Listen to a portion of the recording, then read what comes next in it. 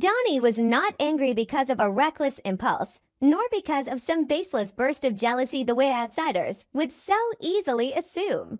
The slap that landed across Hayley's face was, in truth, the result of a long chain of quiet, relentless, and agonizing observations that Dani had carried inside her for far longer than anyone realized. From the moment Bill began returning with that heavy expression on his face, constantly drawn into vague and troubling information connected to Hayley, Dani felt that something had shifted off its familiar course. She knew Bill too well, so well that all she needed was the sight of his jaw tightening, the way he tried to hold himself together while his hand unconsciously curled into a fist, to understand that he was being driven by a fear he himself had not yet found the courage to name. After more than 30 years woven together through love, pain, collisions, and obligations, Dani had learned one painful but precise truth. Bill was only truly dangerous when he was angry. But he was also at his most vulnerable to manipulation when he believed he was protecting someone. And this time, Hayley had struck directly at that instinct. At first, Dani paid attention only because of instinctive caution. Hayley was far too perfect in the role of a fragile woman reeling from shock, and that perfection itself made everything feel false. A truly innocent person was usually confused, shaken, and full of reactions too raw to control. Hayley, by contrast, seemed like someone calculating every facial expression, every tear, every exact moment to appear vulnerable enough to keep Bill's eyes fixed on her. She grew anxious whenever Bill moved closer to the truth, and what first made Dani suspicious was not some dramatic piece of evidence, but something very small. Every time Bill mentioned digging deeper, Hayley did not respond like a victim desperate for clarity, but like someone terrified that a crucial link in the chain was about to snap. Her fear was not directed toward justice. It was directed toward controlling the narrative. That was the kind of subtle distinction that could not slip past someone like Dani, someone who had spent far too many years among the masks and performances of high society. The longer Dani watched, the more things stopped making sense. Bill kept erupting over every new fragment of information, while Hayley grew more frantic, always seeming as if she were trying to put out an invisible fire before anyone noticed it burning. On the surface, it could have been dismissed as pressure. But to Dani, the pieces were slowly locking into something much darker. She no longer saw Hayley as the passive center of some unfortunate crisis. She saw her as someone standing in the middle of a web of tension, always having to respond, always having to reassure, always calculating which secret to keep, which weak link to sacrifice, and who to blame if everything collapsed. When Lynette began appearing too often in places where she should not have been, and Randy grew so visibly tense that he could barely meet anyone's eyes, Dani understood that this was not some simple story of pity or protection. It was a carefully staged underground war built around Bill. The truth did not come to Dani in some dramatic revelation.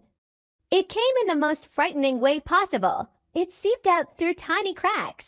She accidentally overheard the tail end of an exchange between Hayley and Lynette, enough to hear the panic in Hayley's breathing and the cold, bargaining sharpness in Lynette's voice.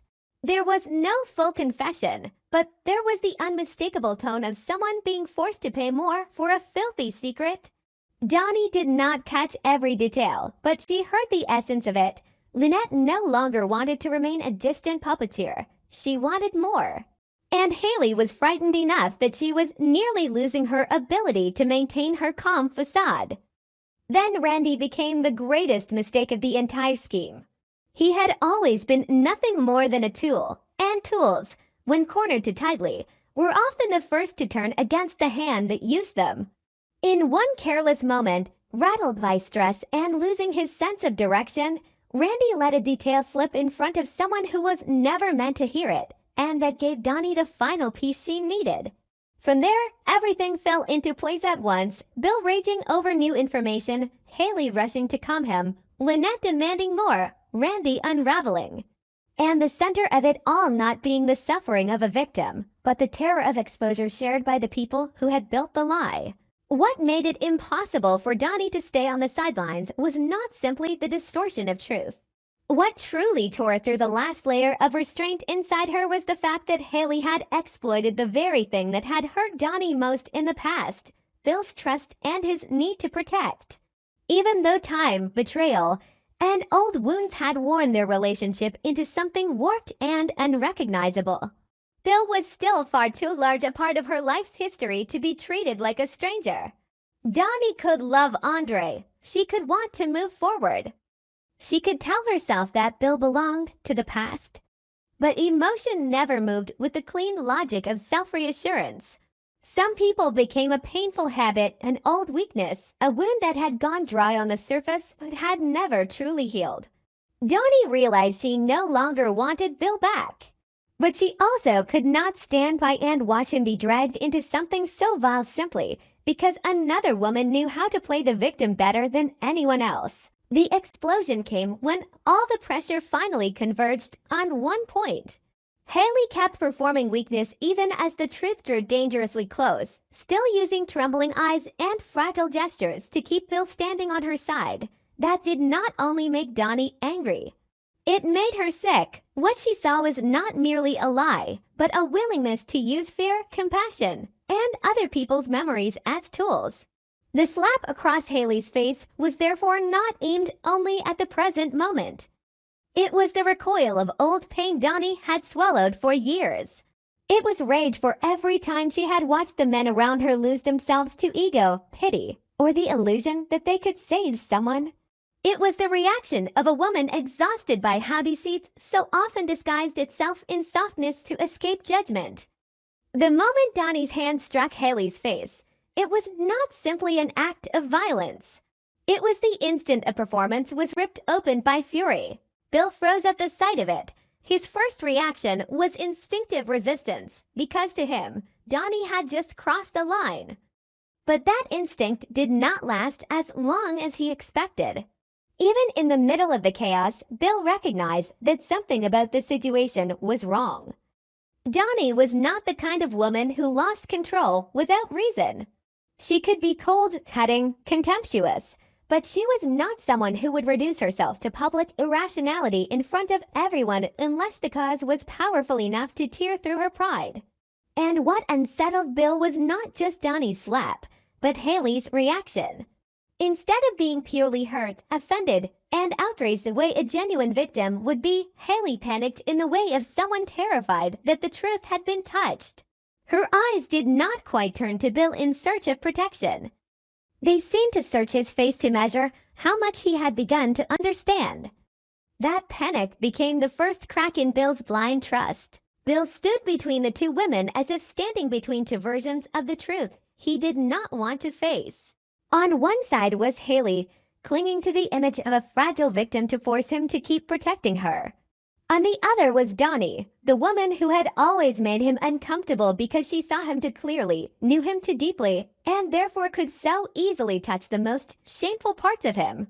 Bill wanted to believe Hayley because that allowed him to preserve his role, to keep believing that he was the hero standing beside the wounded. But his instincts had begun clawing at him. He knew Dani well enough to understand that she could be ruthless, bitter, even cruel, but she was not the kind of person who would manufacture that level of fury out of ordinary jealousy. The idea that he might have been used humiliated him more than it angered him. And because the humiliation cut so deeply, he wanted all the more to resist the truth. That was the most painful struggle inside him. The conflict between his need to protect his pride and his need to know what was really happening. When Dani finally said what she knew, the atmosphere did not erupt into noise, it turned cold enough to suffocate. She did not need to present every piece of evidence in perfect order to shake Bill. It was enough that the details were placed beside each other, that each link was dragged into the light, that the names Lynette and Randy were thrown into the room like dirty fingerprints left behind at the scene.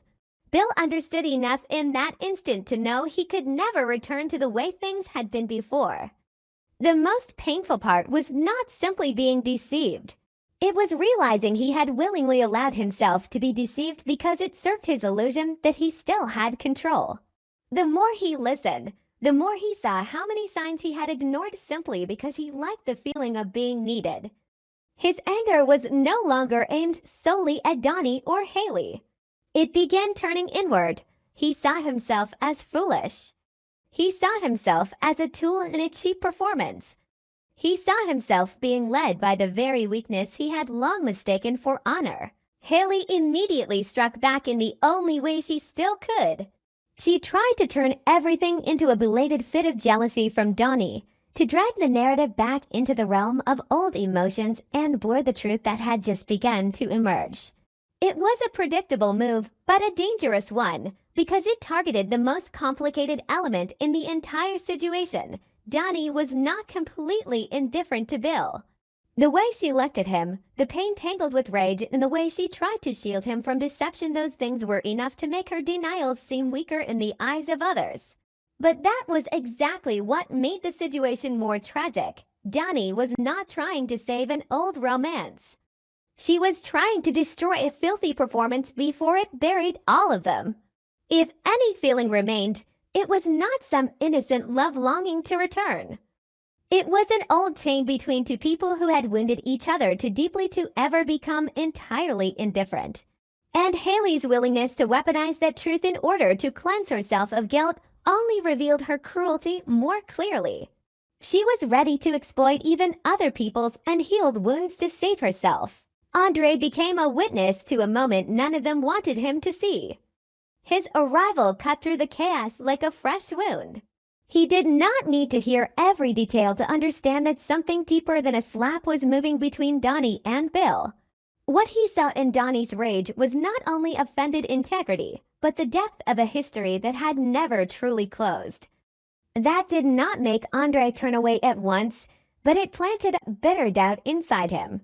He began to wonder whether Bill still held some part of Dani's heart, and the danger of that question lay in the fact that it was not entirely baseless. While Dani was trying to pull Bill out of a trap, she was also being pulled back into the very old vortex she believed she had escaped. Andre could see that, and an invisible distance began forming between them. Not because he was weak, but because he understood that some bonds could not be severed by a simple claim about the present. Meanwhile, Lynette understood all too well that the board was beginning to collapse.